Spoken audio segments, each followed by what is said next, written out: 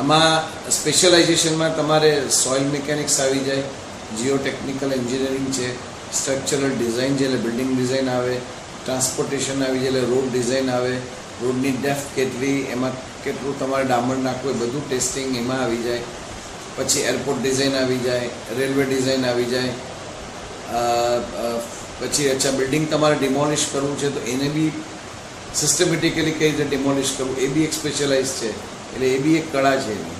પછી એનું મેન્ટેનન્સ કઈ રીતે કરવું એટલે રિહેબિલિટેશન ઓફ ધ સ્ટ્રક્ચર્સ, પછી કોન્ક્રીટ ટેકનોલોજી, એટલે આ બધા એના સ્પેશિયલાઇઝડ અથવા સ્પેશિયલાઇઝેશન સબ્જેક્ટ્સ છે કે જે અહીંયા માસ્ટર્સમાં ઓલ ઓવર ઇન્ડિયા ગમે ત્યાં થઈ શકે, જેને માસ્ટર્સમાં બી તમને પ્રોબ્લેમ નથી. IIT રૂરકી એ જૂનામાં જૂનું એનું સેન્ટર છે કે જ્યાં સિવિલ એન્જિનિયરિંગ બ્રાન્ચ પહેલી ઓપન થઈ હતી.